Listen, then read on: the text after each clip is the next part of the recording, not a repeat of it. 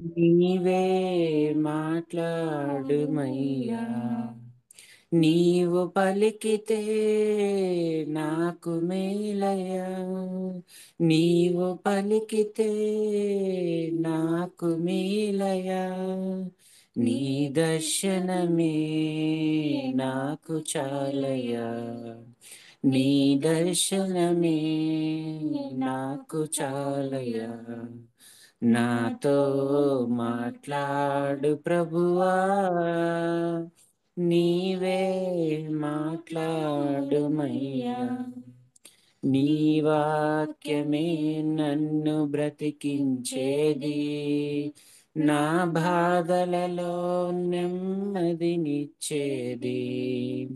నీ వాక్యమే నన్ను బ్రతికించేది, నా బాధలలో నెమ్మదినిచ్చేది, నీవు పలికితే నాకు మేలయా, నీవు పలికితే నాకు మేలయా, నీ దర్శనమే నాకు చాలయా, నీ దర్శనమే నాకు చాలయా, నాతో మాట్లాడు ప్రభువా, నీవే మాట్లాడుమయ్యా, నీ వాక్యమే స్వస్థ కలిగించేది, నా వేదనలో ఆదరణిచ్చేది, నీ వాక్యమే స్వస్థత కలిగించేది, నా వేదనలో ఆదరణిచ్చేది, నీవు పలికితే నాకు మేలయా, నీవు పలికితే నాకు మేలయా, నీ దర్శనమే నాకు చాలయా, నీ దర్శనమే నాకు చాలయా, నాతో మాట్లాడు ప్రభువా, నీవే మాట్లాడుమయ్యా, నీ వాక్యమే నన్ను నడిపించేది, నా మార్గములో వెలుతురునిచ్చేది, నీ వాక్యమే నన్ను నడిపించేది, నా మార్గములో వెలుతురునిచ్చేది, నీవు పలికితే నాకు మేలయా, నీవు పలికితే నాకు మేలయా, నీ దర్శనమే నాకు చాలయా, నీ దర్శనమే నాకు చాలయా, నాతో మాట్లాడు ప్రభువా, నీవే మాట్లాడుమయ్యా.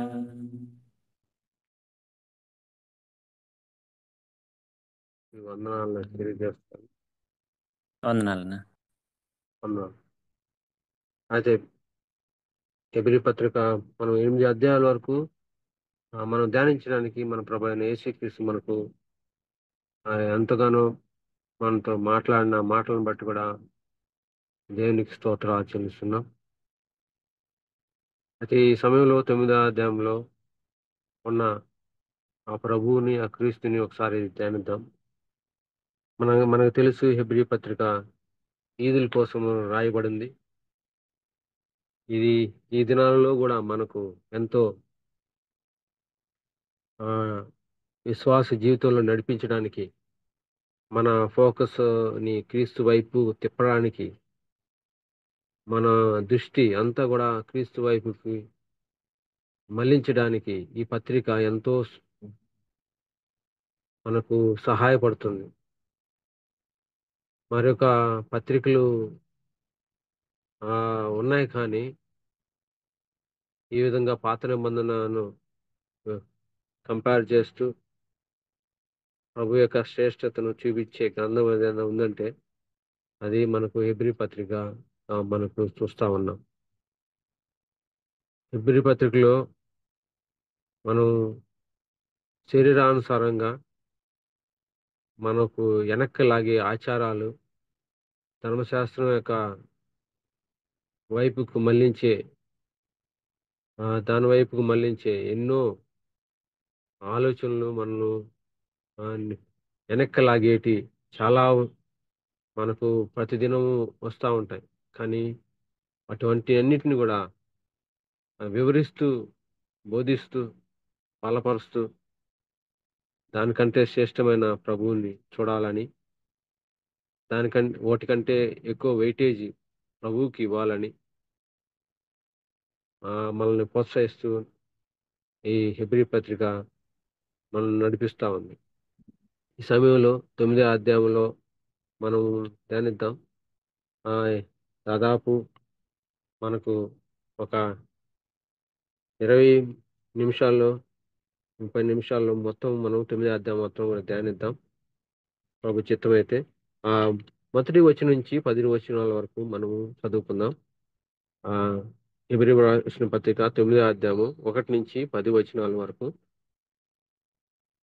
చదువుకుందాం. చదవండి. మొదటి నిబంధనకైతే సేవా నియమములను ఈ లోక సంబంధమైన పరిశుద్ధ స్థలమును ఉండెను. ఎలాగనగా మొదట ఒక గుడారం ఏర్పరచబడెను. అందులో దీపస్తంభమును బల్లయు దాని మీద ఉంచబడిన రొట్టెలను ఉండెను. దానికి పరిశుద్ధ స్థలం అని పేరు. రెండో తెరకు ఆవల అతి పరిశుద్ధ స్థలమును గుడారం ఉండెను. అందులో సువర్ణ ధూపార్తియు అంతట్ను బంగారు రేకులతో తాపబడిన నిబంధన మందసము ఉండెను. ఆ మందసములో మన్నాగల బంగారు పాత్రయు చిగిరించిన అహరోను చేతికర్రయు నిబంధన పలకలను ఉండెను. దానిపైని కరుణాపీఠమును కమ్ముకొనుచున్న మహిమగల కెరూబులుండెను. వీటిని గురించి ఇప్పుడు వివరంగా చెప్ప వల్లపడదు. ఇవి ఇలాగ ఏర్పరచబడినప్పుడు యాజకులు సేవ చేయుచు నిత్యమును ఈ మొదటి గుడారములోకి వెళ్ళుదురు గాని సంవత్సరానికి ఒక్కసారి మాత్రమే ప్రధాన యాజకుడు ఒక్కడే రక్తం చేత పట్టుకొని రెండో గుడారంలోకి ప్రవేశించును. ఆ రక్తము తన కొరకును ప్రజల ఆజ్ఞాతృతముల కొరకును అతడు అర్పించును. దీన్ని బట్టి ఆ మొదటి గుడారం ఇంకా నిలుచుచుండగా అతి పరిశుద్ధ స్థలములో ప్రవేశించు మార్గము బయలుపరచబడలేదని పరిశుద్ధాత్మ తెలియజేయుచున్నాడు. ఆ గుడారము ప్రస్తుత కాలమునకు ఉపమానముగా ఉన్నది. ఈ ఉపమానార్థమును బట్టి మనస్సాక్షి విషయంలో ఆరాధకునికి సంపూర్ణ సిద్ధి కలిగజేయలేని అర్పణను బలులను అర్పింపబడుచున్నవి. ఇవి దిద్దుబాటు జరుగు కాలం వచ్చే వరకు విధింపబడి అన్నపానములతోనూ నానా విధమైన ప్రక్షాళనలతోనూ సంధించిన శరీరాశ్రములు మాత్రము. చాలా brother. చాలా థ్యాంక్స్ బ్రదర్. ఇక్కడ మనం ఆ, కొత్త నియమం 8వ అధ్యాయంలో కొత్త నిబంధన గురించి, ఆ తర్వాత గుడారం గురించి మనం చూసుకున్నాం. ఆ తర్వాత 7వ అధ్యాయంలో ప్రధాన యాజకుడు మెల్కీషెదెకు క్రమం చొప్పున వచ్చాడని, ఆ తర్వాత ఇప్పుడు 9వ అధ్యాయంలోకి రాగానే ఆయన మళ్ళీ ఆ ఈ గుడారం గురించి మాట్లాడుతున్నాం. మనం 8వ అధ్యాయంలో మనం ఆ గుడారం గురించి మనం ధ్యానించాం. అయితే ఇక్కడికి వచ్చే లోపల 9వ అధ్యాయంలోకి వచ్చే లోపల ఆ గుడారము లోపలికి వెళ్ళినట్టుగా మనం చూస్తున్నాం. 8వ అధ్యాయంలో అయితే ఆయన భూ సంబంధమైన గుడారము, నిజమైన గుడారము, అట్లా ఎర్త్లీ గుడారం, ఆ తర్వాత హెవెన్లీ, అది రెండుగా మనకు వివరించబడింది. కానీ కానీ ఇప్పుడైతే ఆయన గుడారం లోపల ప్రవేశించినట్టుగా దాని లోపల విషయాలన్నీ కూడా వివరిస్తున్నట్టుగా మనం చూస్తున్నాం. ఎంత చక్కగా ఒకటి ఒకటి తర్వాత ఒక్కొక్క అధ్యాయం తర్వాత ఒక్కొక్కరి గురించి, మొట్టమొదటి ప్రధాన యాజకుడు, ఆ తర్వాత ప్రత్యక్ష గుడారము, ఆ తర్వాత ఈ నిబంధన, ఆ తర్వాత ఇప్పుడేమంటే గుడారం లోపల ఉన్న వస్తువుల గురించి కూడా, ఆ గుడారం లోపల కూడా వివరిస్తున్నట్టుగా మనము ఇక్కడ చూస్తున్నాం. మొదటి నిబంధన అయితే సేవా నియమములను ఈ లోక సంబంధమైన పరిశుద్ధ స్థలమును ఉండేని అని మనం చూస్తున్నాం. అట్లయితే ఇవన్నీ కూడా ఒక ఆ గుడారము పరిశుద్ధ రెండుగా, అది రెండు భాగాలుగా చేయబడినది అని మనం చూస్తున్నాం. పరిశుద్ధ స్థలము, అతి పరిశుద్ధ స్థలం అని చూస్తున్నాం. ఆ పరిశుద్ధ స్థలంలో ఏముంటాయో ఆయన వివరిస్తా ఉన్నాడు. ఎలాగనగా మొదట ఒక గుడారం ఏర్పరచబడెను, అందులో దీపస్తంభము, ఆ తర్వాత బల్ల, దాని మీద ఉంచబడిన రొట్టెలు ఉండెను. దాని పరిశుద్ధ స్థలం అని పేరు మనం చూస్తున్నాం. అయితే పరిశుద్ధ స్థలము తర్వాత అవతల మనము రెండవ తెరకు అవల అతి పరిశుద్ధ స్థలము గుడారం ఉండేనని చూస్తున్నాం. దాంట్లో ఏం వస్తుంటే ధూపార సువర్ణ ధూపార్తము అంతటను బంగారు రేకులతో తాపబడిన నిబంధన మందసము ఉండెను. ఆ మందసంలో మన్నా గల బంగారు పాత్రయు, చిగురించిన అహరోను చేతికర్ర, నిబంధన పలకలు ఉండేని మనం చూస్తున్నాం. అటైతే పరిశుద్ధ స్థలంలో ఉన్న వస్తువులు కూడా, ప్రతి ఒక్క వస్తువు కూడా మన క్రీస్తుకు స్వరూపంగా, సూచనగా అవి చెప్పబడినట్టుగా మనం చూస్తున్నాం. ఇవన్నీ కూడా మనం పోయిన వారం చూసాం. ఆయన మోషేకి ఏ విధంగా అయితే చూపించాడో అదంతా కూడా ఆయన చూపించినట్టుగా ఆ ప్రత్యక్ష గుడారం చేసినట్టుగా మనం చూస్తున్నాం. ఆయన ప్రత్యక్ష గుడారం ద్వారా ఇజ్రాయెల్ మధ్యలో నివసించడానికి వచ్చినట్టుగా మనం చూస్తున్నాం. అటైతే ఆ వస్తువులు గురించి వివరించేటప్పుడు ప్రతిదీ కూడా మనం క్రీస్తుని పోలి ఉన్నాయని, అవన్నీ కూడా ఒక ఛాయగా ఉన్నాయని, ఒక నిజ స్వరూపం అంతా కూడా క్రీస్తు అని మనం చూస్తా ఉన్నాం. అట్లయితే మొట్టమొదటిగా మనం పరిశుద్ధ స్థలంలో చూస్తే, మనం వివరంగా మనం ధ్యానించడం కానీ ఒక్కొక్కటిగా మనం చూస్తే దీపస్తంభము ఆ గురించి చూస్తే విచిత్రం ఏంటంటే, ప్రత్యక్ష గుడారము, ఆ గుడారములో దానికి ఆ రెండు భాగాలుగా మనం చూస్తా ఉన్నాం. పరిశుద్ధ స్థలం, అతి పరిశుద్ధ స్థలం అని. ఆ గుడారానికి ఎక్కడ కూడా ఆ మనము కిటికీ ఉన్నట్టుగా మనము చూడం. ఎందుకంటే అక్కడ పైని బయట నుంచే ఏ వెలుగు కూడా ఆ గుడారంలోకి రావడానికి ఆస్కారం లేదు.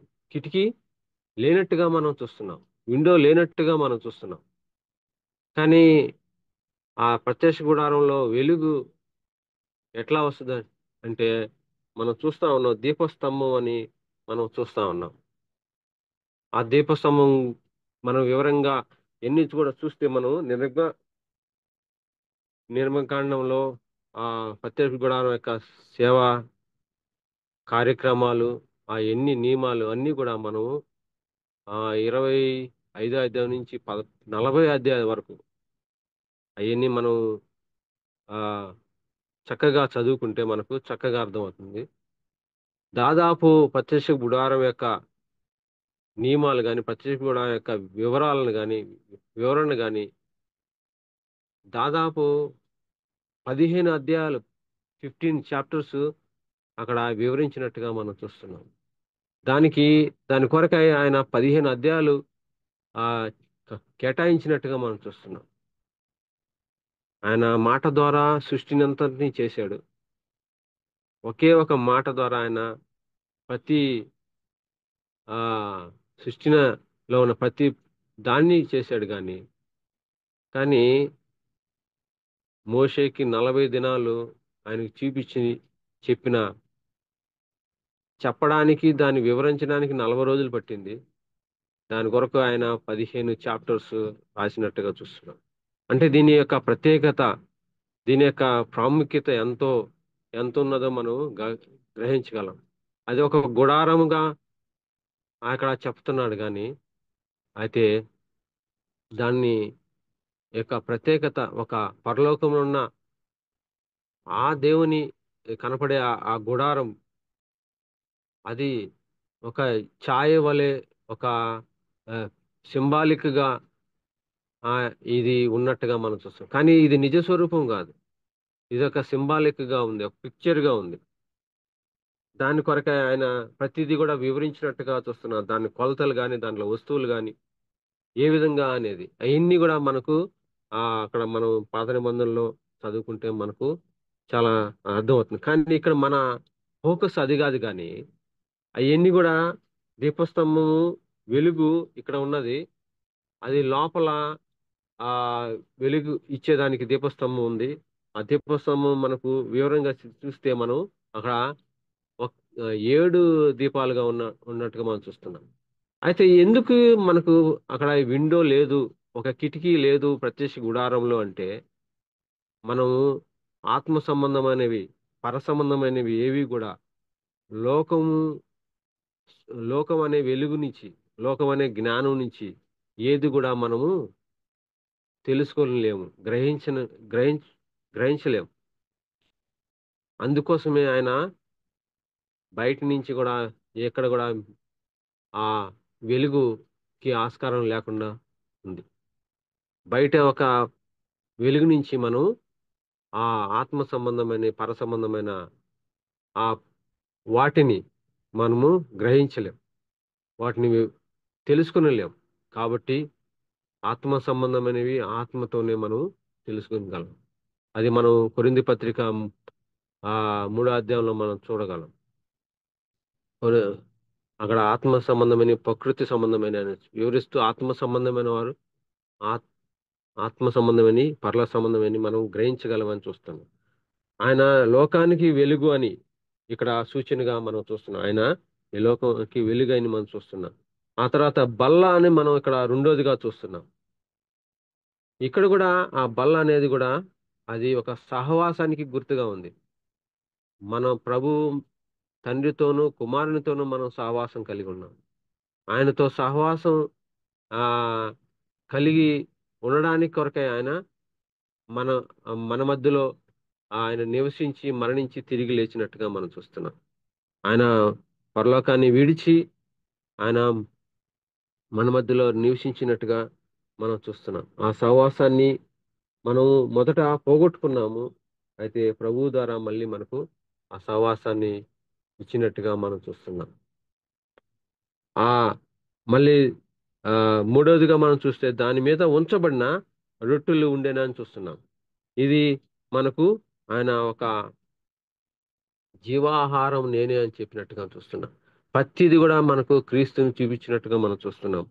ఆయన ఆయన ఈ లోకానికి జీవాహారంగా మన మధ్యకు వచ్చినట్టుగా చూస్తాం. ఆ బల్ల అంటే మనం సహవాసంగా చూస్తున్నాం.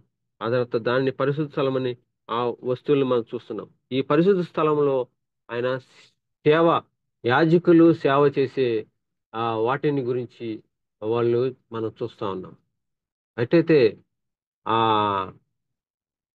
అవన్నీ కూడా మనం ధ్యానించినప్పుడు వీటికంటే ప్రభు ఎంత శ్రేష్ఠుడో మనం చూస్తున్నాం. ఆ సింబాలిక్ ఉన్న వాటికంటే మన ప్రభు ఎంతో నిజము, నిజ స్వరూపిగా ఉన్న ఆ ప్రభువును మనం చూస్తున్నాం. కాబట్టి మనం ప్రభువుని ఆ ఆయన గ్రహించి ఆయన వైపు మనం ఆ తిరగాలని, ఓటి వైపు ఆ వస్తువుల వైపు మనం ఆ తిరగకుండా మళ్ళీ వెనక్కి వెళ్లకుండా ఉండాలని ఆయన చెప్తున్నాడు. అదేవిధంగా మనం అతి పరిశుద్ధ స్థలంలో గుడారం కూడా మనం చూస్తున్నాం. ఆ అతి పరిశుద్ధ స్థలంలో ఉన్నవి కూడా మనం చూస్తే ఆయన ధూపార్తి ఉంది, ఆ తర్వాత మందసం ఉంది. ఈ ఈ రెండింటిని కూడా ఆయన వేరు వేరుగా ఉన్న ఆ తెరను ఆయన తీసివేసినట్టుగా మనం చూస్తాం. పోయిన వారం మనం చూచాం. ఆ రె- ఆ రెండు భాగాల్ని ఒక భాగంగా చేసినట్టుగా మనం చూస్తున్నాం. సంవత్సరానికి ఒక్కసారి అహరోను వెళ్ళాల్సిన ఆ పరిస్థితి, కానీ ఆ తెరను ఆయన శిలువ మరణం ద్వారా తీసివేసి ఆయన ఆ రెండు భాగాలుగా ఉన్న దాన్ని మనకు ప్రవేశాన్ని అందరికీ అనుగ్రహించినట్టుగా మనం చూస్తున్నాం. వీటి గురించి మనం ఆ విధంగా మన ప్రభువు అతి పరిశుద్ధ స్థలానికి కూడా మనల్ని ప్రవేశింప చేసినట్టుగా చూస్తున్నాం. ఆ అవలున్న ఆ తెరను కూడా మనం రెండవ తెరకు అవల ఆ అతి పరిశుద్ధుల గుడారం ఉండేనని చూస్తున్నాం. ఆ తెరను ఆయన తీసివేసినట్టుగా మనం చూస్తాం. అది మనం ఆ ప్రభువు చేసిన ఆ కార్యం ద్వారా మనం కృపాసన వద్దకు ధైర్యంగా ప్రవేశించడానికి ఆయన మనకు తెరను తీసివేసినట్టుగా మనం చూస్తున్నాం. అటువంటి ఈ మ్, ఆ, యాజకులుగా కాకుండా ఆ తర్వాత అన్యులకు కూడా మనకు అనుగ్రహించినట్టుగా మనం అది చూస్తున్నాం. ఆ రెండోదిగా మనం చూస్తే దాంట్లో ఏమున్నాయని మనం చూస్తే ఆ సువర్ణ ధూపతియు అంతటా బంగారు రేకులతో తాపబడిన నిబంధన మందసము ఉండెను.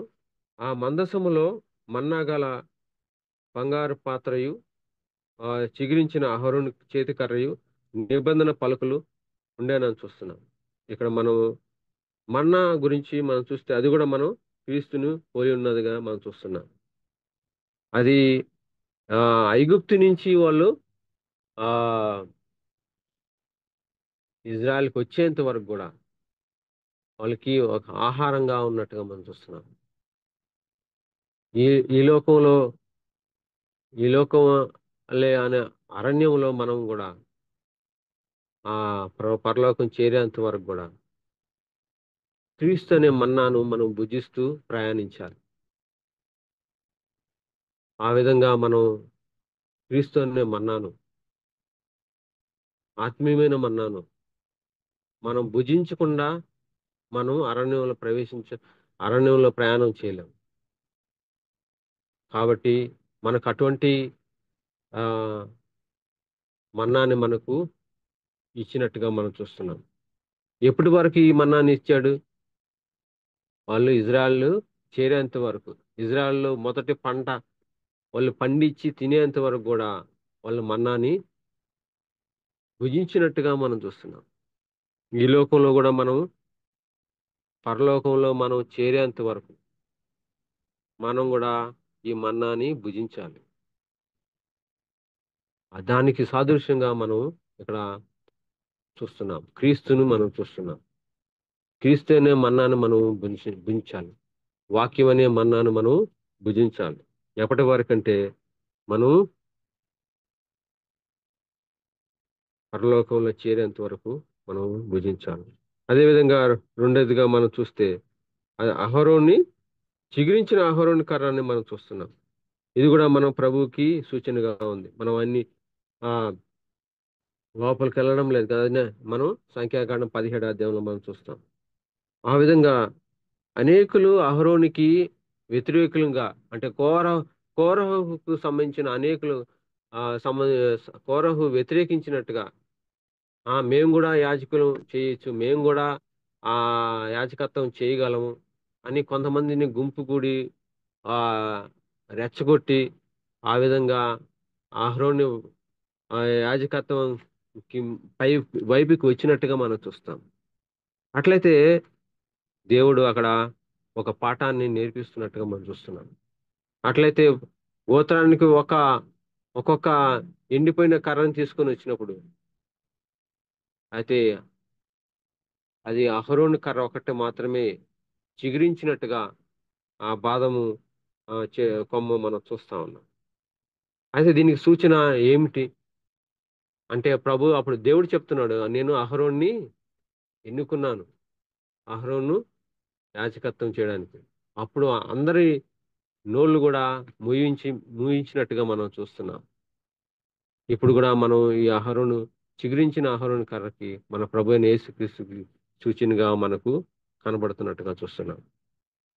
ఎట్లా అంటే మన ప్రభు అయిన యేసుక్రీస్తు ఆయన మరణించి తిరిగి లేచినవాడు, ఆయన చిగురించినవాడు. కాబట్టి ఆయన మనకు సరిపోయిన ప్రధాన యాజకుడు, ఆయనే గొప్ప ప్రధాన యాజకుడు. ఆయన తిరిగి లేచిన వాడు, సజీవుడు. ఆయన నేను మరణించితిని కానీ తిరిగి లేచానని ఆయన ప్రకటన గ్రంథంలో 1వ అధ్యాయంలో చూస్తున్నాం. నేను మరణించాను కానీ సజీవుడిగా ఇప్పుడు తిరిగి లేచాను. కాబట్టి ఆయన తిరిగి లేచిన వాడుగా, ఆయన పునరుద్ధానుడుగా లేచిన వాడుగా మనం ఇక్కడ చూస్తున్నాం. చిగురించిన చేతికర్ర గురించి ఆ తర్వాత నిబంధన పలకలు ఉండేనా అని చూస్తున్నాం. ఆ పలకలు కూడా మనకు ప్రభు అయిన యేసుక్రీస్తు సూచనగా ఉంది. నిబంధన పలకలు మనం చూసే పోయిన వారం కొత్త నిబంధన మనకు ఇచ్చినట్టుగా మనం చూస్తున్నాం.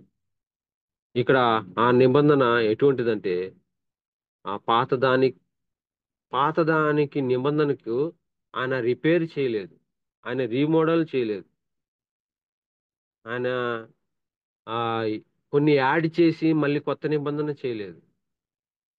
ఆయన ఏం చేశాడంటే ఆయన సంపూర్తిగా పాత నిబంధనకి ఏమీ చేయకుండా ఆయన ఏం చేశాడంటే సంపూర్తి చేసి దాన్ని కొత్త నిబంధన ఆయన సృష్టించి మనకి ఇచ్చినట్టుగా చూస్తున్నాం. సంపూర్తిగా కొత్తదిగా ఇచ్చాడు. పాత నిబంధనలో మనం పోయిన వారము దాని గురించి ధ్యానించాం, మళ్ళీ మనము ధ్యానించాం. కానీ అటువంటి నిబంధన మనకు ఇచ్చినట్టుగా చూస్తున్నాం.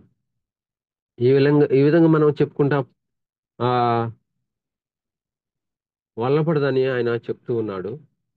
ఆ తర్వాత ఇవి ఎ- ఇలాగూ ఏర్పరచబడినప్పుడు యాజకులు సేవ చేయొచ్చు ని- నిత్యమును ఈ మొదటి గుడారంలో వెలుదురు. కానీ సంవత్సరంకి ఒక్కసారి మాత్రమే ప్రధాన యాజకుడు రక్తం చేత పట్టుకొని రెండవ గుడారంలో ప్రవేశించును.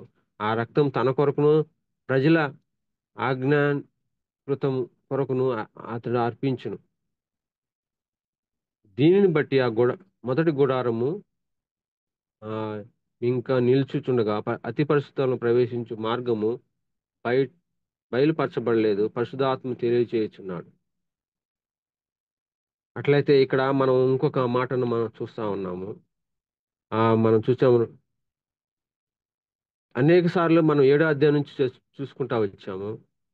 ఒకసారి ఆ ప్రధాన యాజకుడు తన కొరకు, తర్వాత తన కుటుంబం కొరకు ఆయన అర్పించాలి, ఆ తర్వాత ఇజ్రాయెల్ కొరకు ప్రవేశించాలి.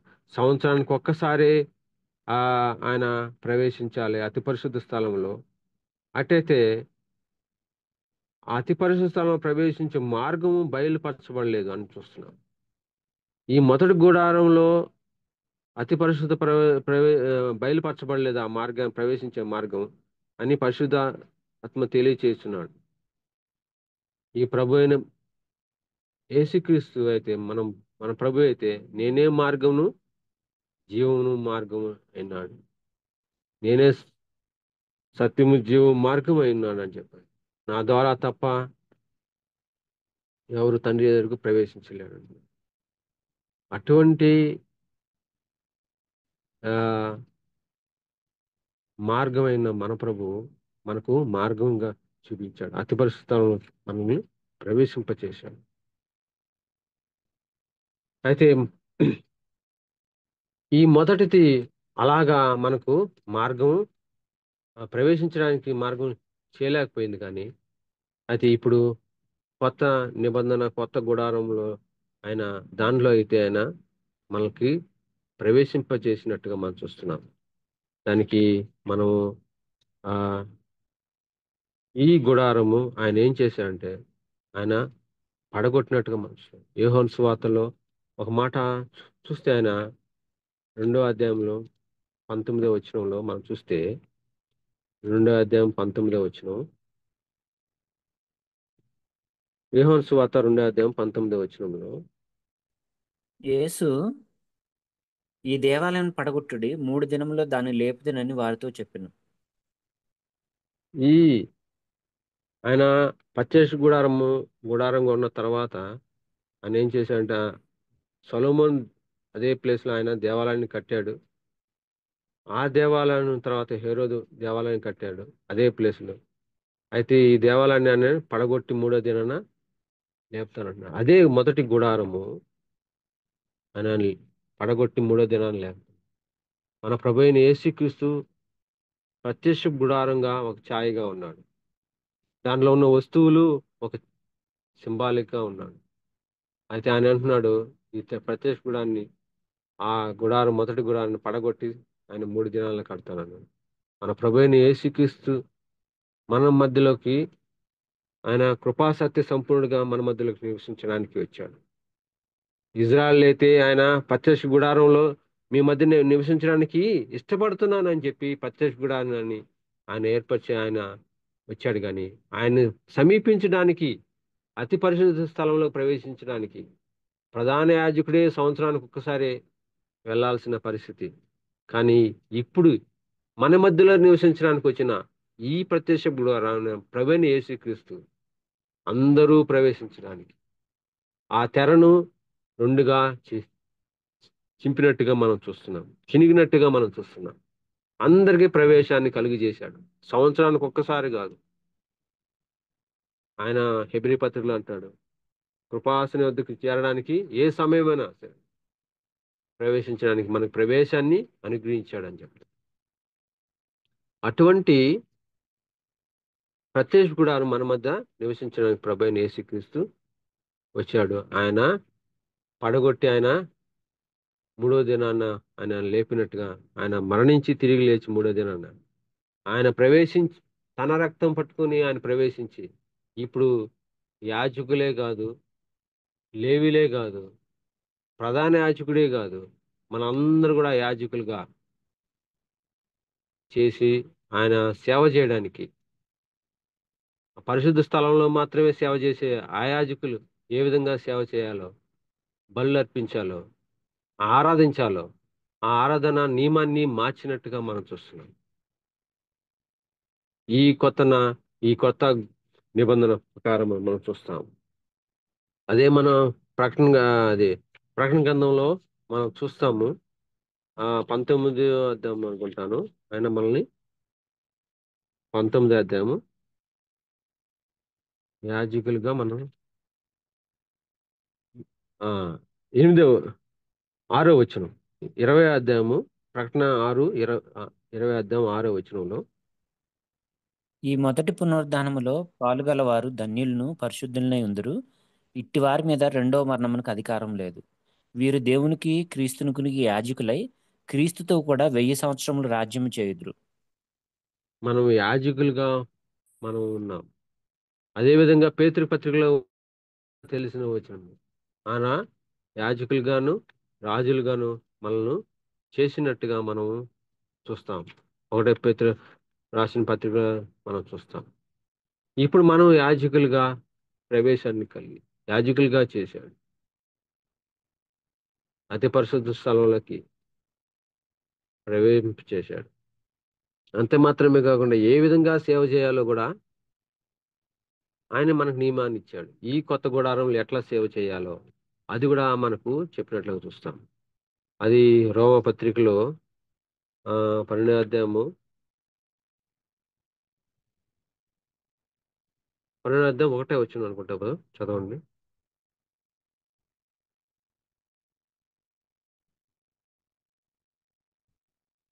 12:1 ఒకటి అనుకుంటాం. కాబట్టి సహోదరులారా, పరిశుద్ధమును దేవునికి అనుకూలమైన సజీవ యాగముగా మీ శరీరములను ఆయనకు సమర్పించుకునుడని దేవుని వాత్సల్యమును బట్టి మిమ్మల్ని బతిమాలుకొనుచున్నాను. ఇట్టి సేవ మీకు యుక్తమైనది. ఈ లోక మర్యాదను అనుసరింపక ఉత్తమమును అనుకూలమును సంపూర్ణమై ఉన్న దేవుని చిత్తం మీద పరీక్షించి తెలుసుకున్నట్లు మీ మనస్సు మారి నూతన మగుట వలన రూపాంతరము పొందిడి. చాలు. ఇక్కడ మనం చూస్తా ఉన్నాం, ఆయన సజీవ యాగంగా మీ శరీరమును ఆయనకి సమర్పించుకున్నది ఆయన మనం చూస్తున్నాం. కాబట్టి సహోదరుల పరిశుద్ధమును దేవునికి అనుకూలమైన సజీవ యాగంగా మీ శరీరమును సమర్పించుకోండి. ఇట్టి సేవ మీకు యుక్తమైనది అనిపిస్తుంది. ఈ పరిశుద్ధ స్థలంలో వాళ్ళు చేసే సేవ కంటే ఇది చాలా నూతన సేవ, యాజకత్వం మనం చేసేది ఎంతో ఉత్తమమైన సజీవ యాగంగా మీ శరీరాన్ని మనం సమర్పించుకోవాలి. ఇట్టి సేవ ఆయనకి యుక్తమైనది. ఆయన మనకు కృపావరాలు, దేవుని కృపావరాలు ఇచ్చిన దాన్ని బట్టి మనం ఆయన సేవ చేసేవారం బద్దులమై ఉన్నాం. ఏ ఏ కృపావరాలు మనకి ఇచ్చాడో ఆ కృపావరాలను బట్టి మనం సేవ చేసే వారంగా ఉన్నాం. అదేవిధంగా వారు ఏ విధంగా ఆరాధించారు, పరిశుద్ధుడు పరిశుద్ధుడు అనే వాళ్ళైతే ఆ నిజమైన ఆ గుడారం, పర సంబంధమైన ఆ గుడారంలో ఆరాధించారు. ఆ విధంగా మనల్ని ఆత్మతో సత్యంతో తండ్రిని ఆరాధించడానికి మనకు అవకాశాన్ని, ప్రవేశాన్ని, గొప్ప ఉన్నతమైన స్థితిని మనకు అనుగ్రహించాడు. ఆయన రోమపత్రికలో యోహాను సువార్త 4:24 చెప్తాడు, తండ్రి ఆత్మ కనుక ఆయన ఆరాధించేవారు ఆత్మతో సత్యంతో ఆరాధన. ఇటువంటి ఆత్మ సంబంధమైన ఆరాధన మనకు అనుగ్రహించాడు. ఇంకా భూ సంబంధమైన గుడారంతో మనకు అక్కర్లేదు. గుడా భూ సంబంధమైన ఈ గుడారం ఒక ఛాయ మాత్రమే ఉన్నది. ఒక ఛాయగా, ఒక సింబాలిక్‌గా మాత్రమే ఉన్నది. సూచనగానే ఉంది. ఇయన్నీ దాంట్లో ఉన్న ప్రతీది కూడా క్రీస్తుకు సంబంధించినవే. ఆయన వెలుగై ఉన్నాడు. ఆయన ఆత్మీయ మనకు జీవాహారమై ఉన్నాడు. అదేవిధంగా ఆయన పునరుద్ధానం, మన పునరుద్ధానం ఆయనై ఉన్నాడు. ఆయన మన్నా అయి ఉన్నాడు. మన ఆత్మీయమైన మన్నా అయినాడు. ఎందుకంటే ఈ లోకంలో మనం పరదేశంలో యాత్రికులుగా ఉన్నాం. మనకు ఈ ఆహారం అవసరం. ఈ మన్నా అవసరం.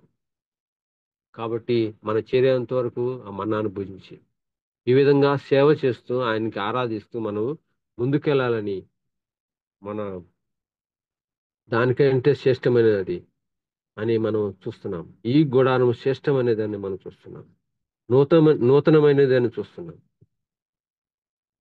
కాబట్టి మనం దీని వైపు మనసు పెడదాం. ఆ భూ సంబంధమైనది అని కాదు అని మనం చూస్తున్నాం. అదే విధంగా మనం 11వ వచనం నుంచి 14 వరకు చదువుకుందాం. అయితే క్రీస్తు రాబోచున్న మేలుల విషయమై ప్రధాన యాజకుడిగా వచ్చి తానే నిత్యమైన విమోచన సంపాదించి హస్తకృత్యము కానిది అనగా ఈ సృష్టి సంబంధమైనది కానిదియు మరియు మరీ ఘనమైనదియు పరిపూర్ణమైనదైన గుడారము ద్వారా మేకల యక్కయు కోడెల యక్కయు రక్తంతో కాక తన స్వరక్తముతో ఒక్కసారే పరిశుద్ధ స్థలములో ప్రవేశించును. ఏలైనగా మేకల యక్కయు ఎడ్ల యక్కయు రక్తమును మైలపడిన వారి మీద ఆవు దూడ బూడిద చల్లుటియు శరీర శుద్ధి కలుగునట్లును వారు పరిశుద్ధపరచబడిన ఎల్లా నిత్యుడగు ఆత్మ ద్వారా తన్ను తాను దేవునికి నిర్దోషిగా అర్పించుకున్న క్రీస్తు యొక్క రక్తము నిర్జీవ కీలను విడిచి జీవము గల దేవుని సేవించుటకు మీ మనస్సాక్షిని ఎంతో ఎక్కువగా శుద్ధి చేయును. చాలు బ్రదర్. ఇక్కడ మనం రెండోది మనం చూస్తున్నాము. ఆయన యొక్క పవిత్రమైన రక్తం గురించి మనం చూస్తున్నాం. క్రీస్తు రక్తం గురించి మనం చూస్తున్నాం. ఇక్కడ ఏదైతే మనల్ని పరచబడుతుందో దాని గురించి కూడా చూస్తా ఉన్నాం. వారైతే ఈ ఈ లోకంలో ఉన్న మేకల కోడెలు రక్తము ద్వారా వాళ్ళు బలి అర్పిస్తా వచ్చారు. అయితే మన ప్రభు అయిన యేసుక్రీస్తు రక్తం యొక్క ప్రత్యేకత ఏమిటి అనేది మనం ఇక్కడ చూస్తున్నాం. అయితే క్రీస్తు రాబోచున్న మేలు విషయమై ప్రధాన యాజకుడిగా వచ్చి తానే నిత్యమైన విమోచన సంపాదించి హస్తకృత్యం కానిది అనగా ఈ సృష్టి సంబంధమని కానిది మరి ఘనమైనది పరిపూర్ణమైనదైన గుడారం ద్వారా మనం చూచాం. ప్రభు అయిన యేసుక్రీస్తే ప్రత్యక్ష గుడారం అని. ఆ ప్రత్యక్ష గుడారము కృపాసత్య సంపూర్ణుడుగా మన మధ్య నివసించాడు. ఆయనే మనకు మెల్కిషెదకు ప్రకారం ప్రధాన యాజకుడిగా వచ్చాడని, ఆయనే నిత్యమైన రక్షణ కర్తకు ఉన్నాడు. నిత్యమైన విమోచన మనకి ఇచ్చిన వాడు అని మనం చూస్తున్నాం. ఈ ఘనమైనది మరి ఘనమైనది పరిపూర్ణమైనది గుడారం ద్వారా అని మనం చూస్తున్నాం. ఈయన ఒక మాట మనం గమనించుకుంటే కొరింథీయులకు రాసిన పత్రిక 13వ అధ్యాయంలో ఒక మాట మనకు చూస్తాం. 13వ అధ్యాయము 1 కొరింథీయులకు రాసిన పత్రిక 13వ అధ్యాయము 10వ వచనంలో ఆయన ఏమంటున్నాడంటే పూర్ణమైనది వచ్చినప్పుడు పూర్ణము కానిది నిరర్ధకమగునని.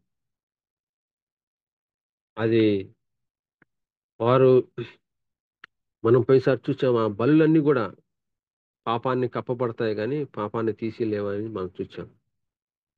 మన ప్రభు అయిన యేసుక్రీస్తు రక్తం మాత్రమే పాపం సంపూర్తిగా తీసివేసేదిగా ఉంది. అయితే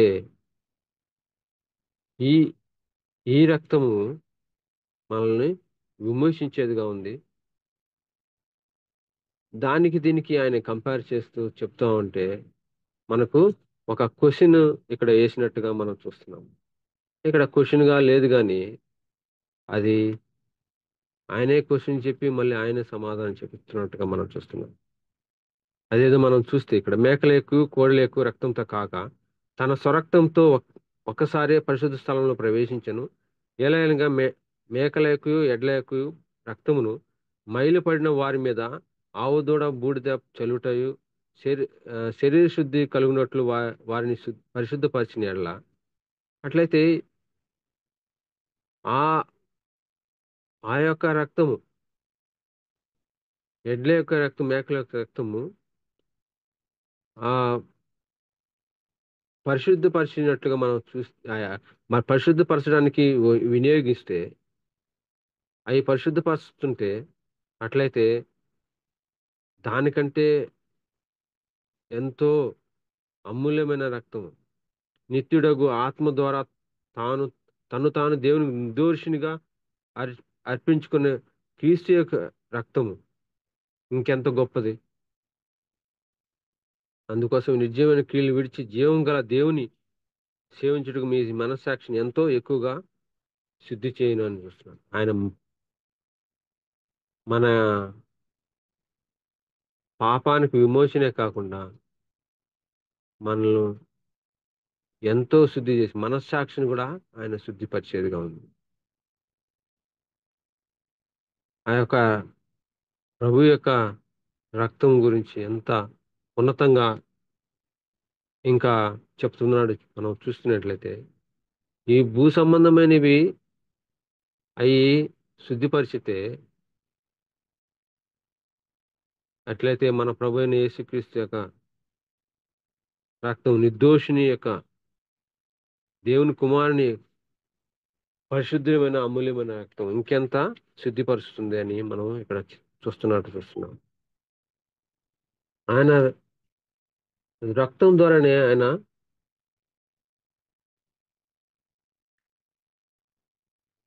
ఆ ప్రకటన గ్రంథంలో మనం చూస్తే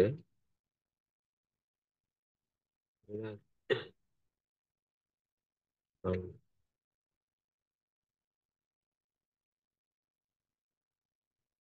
7వ అధ్యాయము 14వ వచనంలో ఆయన చూ ఒక మాట ఇక్కడ మనం చూస్తాము. అందుకు నేను అయ్యా నీకే తెలియను తెలియననగా అతడు ఇలాగు నాతో చెప్పాను, వీరు మహాశ్రమ నుండి వచ్చిన వారు గొర్రెపిల్ల రక్తంలో తమ వస్త్రములను ఉతుక్కొని వాటిని తెలుపు చేసుకొని అని చూస్తున్నాం. ఆయన రక్తం ద్వారా తప్ప ఆ మైలు పోయేది మరి ఒకటి ఏదీ లేదు. యోహాను సువార్త 1:7 మనందరికీ తెలుసు, ప్రతి పాపంలో ఆయన దుర్నీతిని ఆయన రక్తం ద్వారా పవిత్రులుగా చేసేవాడుగా మనం చూస్తున్నాం. అటువంటి రక్తం తన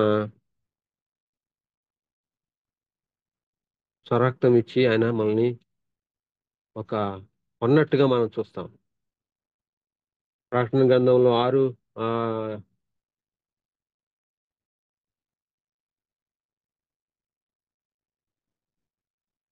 అది 5వ అధ్యాయం ప్రతి వంశంలోనూ ఆయన ఆ 5వ అధ్యాయం 9-10 వచనంలో మనం చూస్తాము.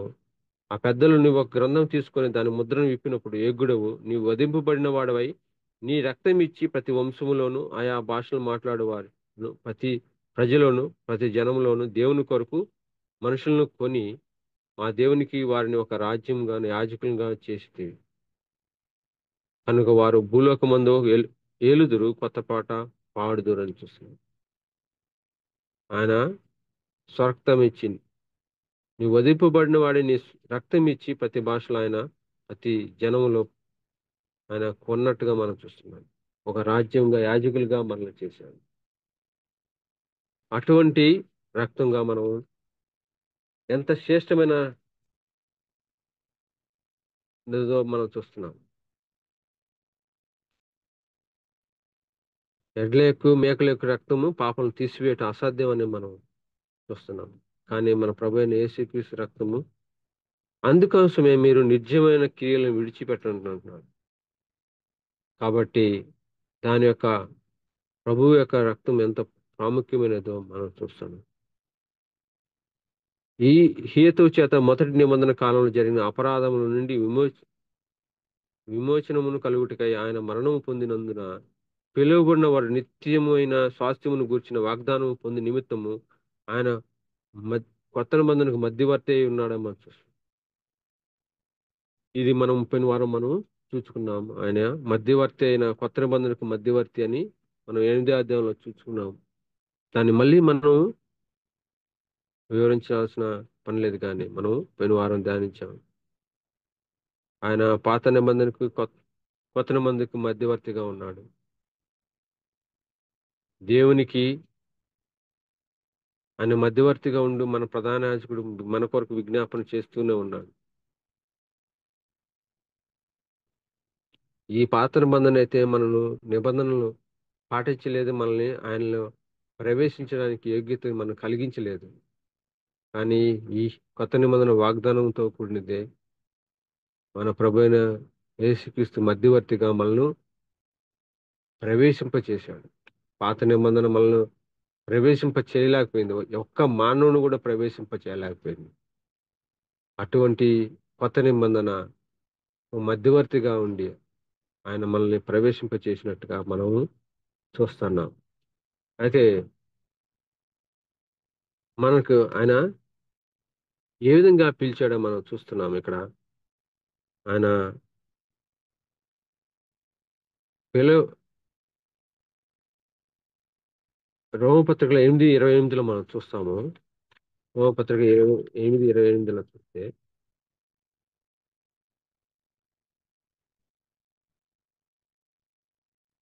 దేవుని ప్రేమించు వారికి అనగా ఆయన సంకల్ప చొప్పున పిలువబడిన వారికి మేలు కలుగుటకై సమస్తమును సమకూడి జరుగుచున్నవని ఎరుగుదుము. ఆయన మనల్ని పిలిచాడు ఆయన సంకల్పం చెప్పి. కాబట్టి ప్రతిది కూడా ఆయన మేలు కొరకు మనకు నడిపించేవాడిగా ఉన్నాడు.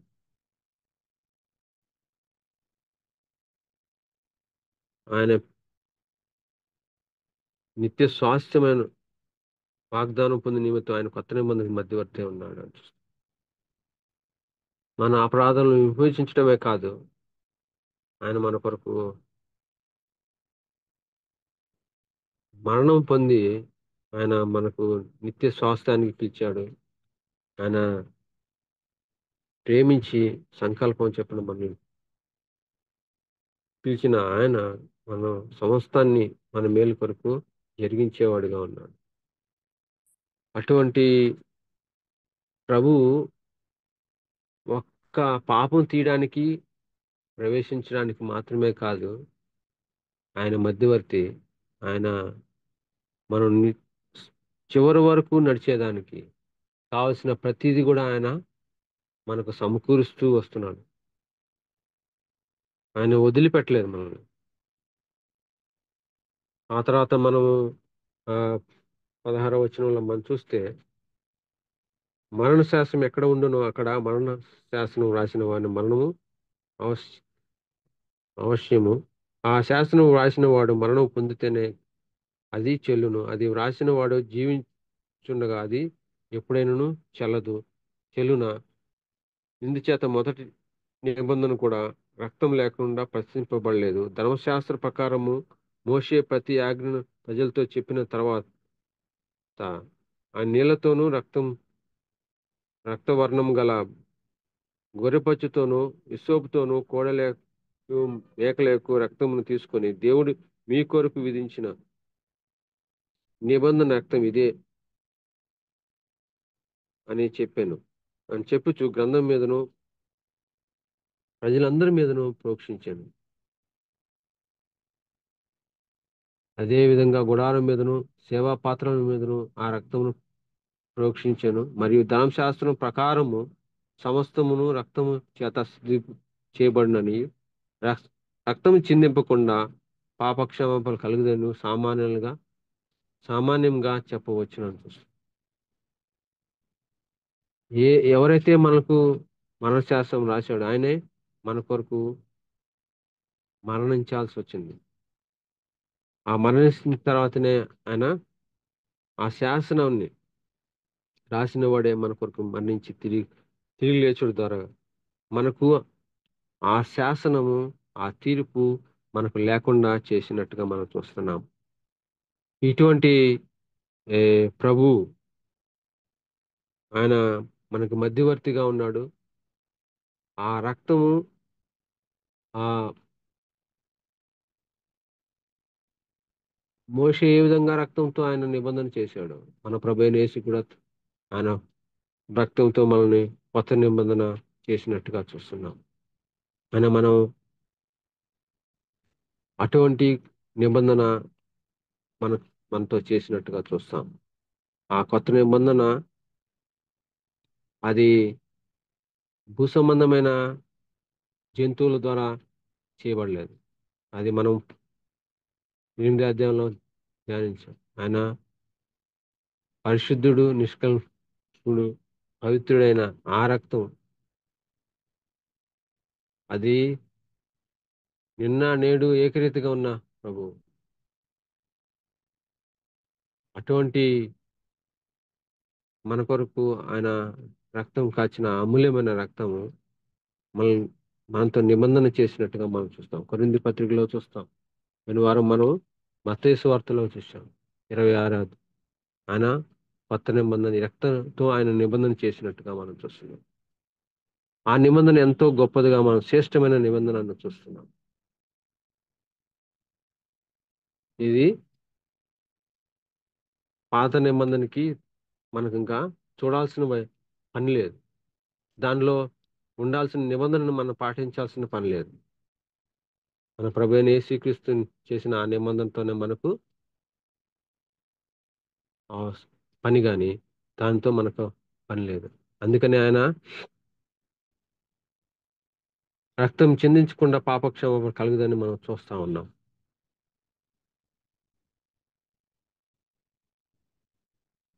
ఈ మత్తయి సువార్తలు 26, 28లో మనం చూస్తున్నాం. ఆయన రక్తంతో మనం నిబంధన చేసినట్టుగా చూస్తున్నాం. ఆ తర్వాత మనం మా ధర్మశాస్త్రం సమస్త వస్తువులు రక్తం చేత శుద్ధి చేయబడిననియు రక్తం చిందింపకుండా పాపక్షమాపణ కలుగుదని సామాన్యంగా చెప్పవచ్చు అని అది పరలోకం మందున్న వాటిని పోలిన వస్తువులు ఇట్టి బలుల వలన శుద్ధి చేయబడిన వలసి ఉండెను. కానీ పరలోక సంబంధమైన వీటి కంటే శ్రేష్టమైన బలుల వలన శుద్ధి చేయబడవలసి ఉండేది. ఇక్కడ ఒక మాట మనం చూస్తున్నాం. ప్రతి శ్రేష్టమైన బలి అని మనం చూస్తున్నాం. పరలోకమైనవి పోలిన వస్తువులు ఈ విధంగా ఆ ఇటు బలు ద్వారా శుద్ధి చేయబడితే పరలోక సంబంధమైన నిజమైన వస్తువులు శ్రేష్టమైనవి ఆ వాటిని ఇంకా శ్రేష్టమైన బలుతో శుద్ధి చేయబడాల్సి ఉంటుంది కదా అని మనం ఆయన ఇక్కడ ఒక క్వశ్చన్ ఉన్నట్టుగా మనం చూస్తున్నాం. ఇవే ఇంత ఆ చేయబడితే శుద్ధి చేయబడితే ఇంకా పరలోక సంబంధమైన వాటి శుద్ధి చేయడానికి ఎంత శ్రేష్టమైన బలి అవసరం. అందుకని ఆయన తను తాను అర్పించుకొని బలి అయినట్టుగా మనం చూస్తాం. అది శ్రేష్టమైన బలి అని చూస్తాం. ఒక్కొక్క అధ్యాయంలో మనకు ఫిబ్రవరి పత్రికలో ఆ శ్రేష్టమైనది అని మనం చూస్తున్నాం. శ్రేష్టమైన నిరీక్షణ అని చూస్తున్నాం. ఆ విధంగా శ్రేష్టమైన ఆ ఆ, నిబంధన అని చూస్తున్నాం. ఆ విధంగా ప్రతిది కూడా మనం శ్రేష్టమైన ప్రధాన యాజకుడు అని చూస్తున్నాం. ఇప్పుడు మనం శ్రేష్టమైన బలి అని చూస్తున్నాం. ఇంకెంత ఈ ప్రభు అయిన యేసుక్రీస్తు బలి ఎంత శ్రేష్టమైనది. ఇంకా దీనికంటే శ్రేష్టమైన బలి లేదు. ఈ బలి ద్వారా మనం శుద్ధి చేయబడ్డాం. ఈ ఈ శ్రేష్టమైన బలి గురించి మనం ఏమాత్రం కూడా ఆ చులకనగా ఆలోచించకూడదు. ఇది ప్రభు అయిన యేసుక్రీస్తు మరణించాడు, సిలువ పైన మరణించాడు, తిరిగి లేచాడు. అది మనం ఆ ఎట్లా అంటే ఒక నార్మల్ గా మనం చెప్తా ఉంటాం. కానీ అది శ్రేష్టమైన బలి అని అదే ఆలోచన, ఆ వివేచన కలిగి మనం ఎప్పుడు ఉండాలి. అందుకని ఆయన బల్లని మనం తీసుకునేటప్పుడు ఇది నా శరీరము, ఇది నా రక్తము అని వివేచించి తీసుకోవాలంటున్నాడు. ఆ వివేచన మనకు కలిగి ఉండాలి, ఎప్పుడూ కలిగి ఉండాలి. ఎందుకంటే మనం శ్రేష్టమైన బలి ద్వారా మనకు విమోచన కలిగింది, మనకు ప్రవేశం కలిగింది. కానీ ఆ వివేచన మనకు ఎప్పుడు ఉండాలి. ఎప్పుడు నార్మల్ గా మనం దాన్ని చెప్పకూడదు, ఎప్పుడు దాన్ని నార్మల్ గా మనం ఆలోచించకూడదు. ఎప్పుడైతే నువ్వు అది శ్రేష్టమైన బలి, దీనికంటే శ్రేష్టమైనది మరొకటి లేదు అని మనం శ్రేష్టమైన నిబంధన మనం ఎప్పుడైతే ఆ విధంగా మనం ఆలోచిస్తామో అప్పుడు మాత్రమే దాని యొక్క విలువ, దాని యొక్క గొప్పతనం మనకు అది అర్థమయ్యేట్టుగా ఉంటుంది. అందుకని హెబ్రీ పత్రికలో శ్రేష్టము, బెటర్ అని ఇంగ్లీష్ లో మనం చూస్తాము, ఇక్కడ తెలుగులో శ్రేష్టమైనది అని చూస్తాం. ఇది మాటి మాటికి చెప్తా వస్తాం, ప్రతి అధ్యాయంలో చెప్తూ వస్తున్నాడు. అది ఒక కీవర్డ్ గా మనకు హెబ్రీ పత్రిక మొత్తంలో మనం చూస్తాం. ఈ ప్రత్యక్ష గుడారం గురించి కూడా ఆయన మనకు శ్రేష్టమైన గుడారం అని మనం చూస్తాం. అది సంపూర్ణ సిద్ధి కలిగి చేసేదిగా ఉంది. ఇటువంటి ఆ, పాత నిబంధనల వాళ్ళకి ఎక్కువగా ఏదైతే వెయిటేజ్గా ఉందో, ఏదైతే శ్రేష్టమైనదిగా చెప్పబడిందో, చాలా గొప్పగా చెప్పబడిందో, దానికంటే గొప్పది మన ప్రభు అయిన యేసుక్రీస్తుని పోల్చి చెప్పడము, ఆ బలుల కంటే ఈ బలి ఎంత శ్రేష్టమో గ్రహించమని చెప్తున్నాడు. కాబట్టి మనం అక్కడ చెప్పబడింది ఒక ఛాయారూపంగా, ఇక్కడ మనకు నిజంగా మనం ఉంది. అటువంటి శ్రేష్ట బలి వల్ల మనం శుద్ధి చేయబడ్డామని చూస్తున్నాం. అదేవిధంగా 24వ వచనంలో చూస్తే మనకు టైం అయిపోయింది. ఆ అందువల్ల నిజమైన పరిశుద్ధ స్థలమును పోలి పోలి అస్తకృష్టమైన పరిశుద్ధ స్థలంలో క్రీస్తు ప్రవేశింపలేదు లేదు కానీ ఇప్పుడు మన కొరకు దేవుని సముఖమందు కనపడుటకు పరలోకమందే ప్రవేశించాను. ఈ లోకంలో ఉన్నప్పుడైతే మన ప్రభు అస్తకృష్టమైన పరిశుద్ధ స్థలంలో ప్రవేశించలేదు. ఎందుకంటే ఆయన ఆ, లేవీయుడు కాదు, యూదుడిగా ఉన్నాడు కాబట్టి. కానీ నిజమైన పరిశుద్ధ స్థలం పరలోకంలో ఉంది. ఆ పరిశుద్ధ స్థలంలో ఆయన తన రక్తం తీసుకుని ఆయన ప్రవేశించాడు. మనం 7వ అధ్యాయం చూసాం. మెల్కీషెదెకు క్రమం చొప్పున యాజకుడిగా, ప్రధాన యాజకుడిగా ఆయన ప్రవేశించాడు. ఇప్పుడు మన కొరకు ఆయన దేవుని సమ్ముఖమందు కనబడుటకు పరలోకమందే ప్రవేశించాడు. ఈయన ఎంత శ్రేష్టమైన వాడు, మన కొరకు ఆయన ప్రవేశించాడు. ఆయన ఆయనైతే వెళ్ళగలడు, ఆయన రాగలడు. కానీ ఇప్పుడు ఆయన మరణించి తిరిగి లేచి మన కొరకు ఆయన ప్రవేశించాడు. ఎంత శ్రేష్టమైన మాట మనకు. అందుకని హస్తకృత్యమైన ఈ పరిశుద్ధ స్థలం మనకు ఇంకా అవసరం లేదు. దాన్ని మనం ఎక్కువగా ఆలోచించాల్సిన అవసరం లేదు. మనం ఆలోచించాల్సిందంతా కూడా నిజమైన పరిశుద్ధ స్థలం గురించి మనం ఆలోచించాలి. అక్కడ మనకు ఆయన మన కొరకు ప్రవేశించి ఆయన మనల్ని ప్రవేశింపచేశాడు. అంతేకాదు, ప్రధాన యాజకుడు ప్రతి సంవత్సరము తనది కాని రక్తం తీసుకొని పరిశుద్ధ స్థలంలోకి ప్రవేశించినట్లు ఆయన అనేక పర్యాయములు తను తాను అప్పగించుకుని ప్రవేశింపలేదు. అట్లయిన యెడల జగత్తు పునాది వేయబడినది మొదలుకొని ఆయన అనేక పర్యాయములు శ్రమపడాల్సి వచ్చును. అయితే ఆయన యుగముల సమాప్తి యందు తను తానే బలిగా అర్పించుకొనుట వలన పాప నివారణ చేయుటకై ఒక్కసారే ప్రత్యక్షపరచబడెను. ఇక్కడ మనం ఒక మాట మనం చూసుకున్నాము. యోహాను రాసిన మొదటి యోహాను రాసిన పత్రిక 3 అధ్యాయం 5వ వచనంలో చూస్తే, యోహాను రాసిన మొదటి పత్రిక 3 అధ్యాయం 5వ వచనంలో ఈ మాటకి మనం జత చేసి చూసుకుంటే, 3 అధ్యాయము 5వ వచనం కదా ఏమన్నా? ఆ, 5 కదండి. పాపం చేయి ప్రతి వాడును ఆజ్ఞ అతిక్రమించును, ఆజ్ఞ అతిక్రమం పాపమే.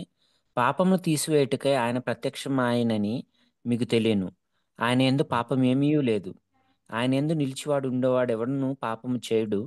పాపం చాలు చేయవాడు చాలు ఎవడు చాలు. ఆయన చూడు లేడు ఎరుగులేడు. మనకు ఇక్కడ ఒక మాట మనం హెబ్రీ పత్రికలు చదివిన మాట మనకు ఇక్కడ కనబడుతుంది. అది ఆయన దేని కొరకు ప్రత్యక్ష అయ్యను మనం చూస్తున్నామంటే, పాపము తీసివేయటకై ఆయన ప్రత్యక్షమైన నేను చూస్తున్నాం. మీకు తెలియను ఆయన ఎందు ఏ పాపము లేదు. ఆయన పాప నివారణ చేయడానికి, పాపం తీసివేయడానికి ప్రత్యక్షమయ్యాడని చూస్తున్నాం.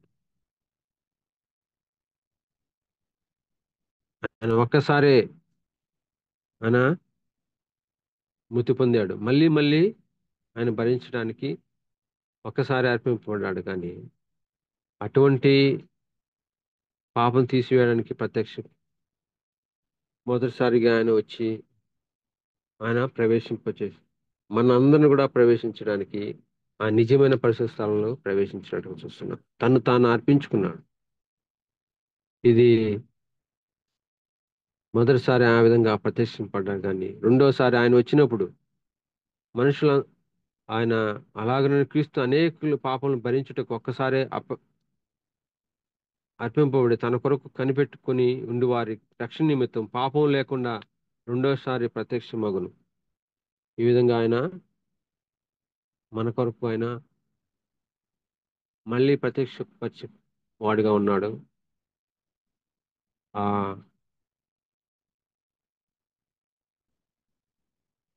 27వ వచనంలో మనుషులు ఒక్కసారే మృతి పొందవలనని నియమింపబడిను, ఆ తర్వాత తీర్పు జరుగును.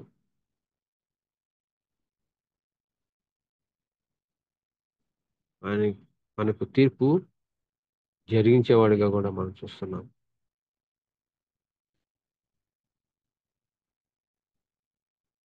ఈ విధంగా మన ప్రభువు గురించి మనం ధ్యానిస్తూ ఉన్నప్పుడు మనకు ఎంతో ఆ ఉద్యమాన్ని ఇచ్చేదిగా మనం చూస్తున్నాం. అయితే మనం ఏ విధంగా ఆ శ్రేష్టతను పట్టుకుంటున్నాం, ఏ విధంగా మనం ఆయన్ని ఆ, గురి ఎద్దుకు మనం పరిగెత్తాలి, ఆయన్ని ఫాలో అవుతున్నాము మనం గమనించుకోవాలి. కాబట్టి హెబ్రీ పత్రిక 9వ అధ్యాయంలో మనం ఆ, చూసినట్లయితే ఆయన శ్రేష్టమైన బలిగా ఉన్నాడు. ఆయన నిజమైన గుడారంగా ఉన్నాడు. ఆయన ప్రత్యక్ష గుడారంగా ఉన్నాడు. ఆయన మనల్ని ఆయన రక్తము ఎంత శ్రేష్టమైనదో మనం చూస్తున్నాం. ఆయన రక్తం ద్వారా మనల్ని విమోచించాడు అని చూస్తున్నాము. ప్రవేశాన్ని కలుగు చేసినట్టుగా మనం చూస్తాం. కాబట్టి ఎన్ని కూడా మనం తక్కువగా చులకనగా చూడకుండా మనం ముందుకు వెళ్ళే వారంగా ఉన్నాం. ఇంక మళ్ళీ వేరేది మనకి ఇంకేది అవసరం లేదు. ఇంక వేరేది దాని వైపు మనం ఎవరన్నా చెప్పినా కూడా మనం ప్రభువుకి సరిపోయినది ఏమన్నా ఉందా అని మనం చూసుకోవాలి. లేదు లేదు, మనం పాత నిబంధన కూడా మనం పాటించాలి. పాత నిబంధన కూడా మనకు అవసరం. అవన్నీ కూడా ఒక ఛాయా రూపంగానే ఉన్నాయి, కానీ ఇవన్నీ కూడా నిజము స్వరూపం క్రీస్తులో ఉంది. కాబట్టి అన్నీ కూడా పోలి ఉన్న క్రీస్తుని పట్టుకోవడం ముఖ్యమా? ఒక్కొక్కటిగా మనం దాన్ని సం మరి నిర్జీవమైన క్రియలు, ఆ తర్వాత మనల్ని ప్రవేశింపలేని అటువంటి ఆచారాలను మనం పట్టుకోవడం ప్రాముఖ్యమా అని మనం సరి చేసుకోవాలి. ఇంకా మనం సంపూర్ణంగా క్రీస్తులో ఉన్నాము. క్రీస్తులో అన్నీ ఉన్నాయి కాబట్టి మనం ఇంకా సంపూర్ణమైనది పట్టుకుంటామా? పూర్ణం కానిది పెట్టుకుంటామా? అందుకనే మనం కొరింథీ పత్రికలో చదువుకున్నాం. పూర్ణము కానిది అది ఒకసారి మనం చదువుకుందాం. కొరింథీ పత్రిక 1 అధ్యాయం 13 అధ్యాయం 10 వచనంలో పూర్ణమైనది వచ్చినప్పుడు పూర్ణం కానిది నిర్ధకమగునని చూస్తున్నాం. కాబట్టి పూర్ణమైనది వచ్చిన ఆ ప్రభువుని మనం పట్టుకొని మనం ముందుకెళ్ళాలని దేవుడి వాక్యాన్ని దీవించింది. చాలా వందనాలన్నా. మనం ఈ సాయంకాల సమయంలో శ్రేష్టమైన వచనాలు విన్నాం. 9వ అధ్యాయం కొంచెం పెద్ద అధ్యాయమే.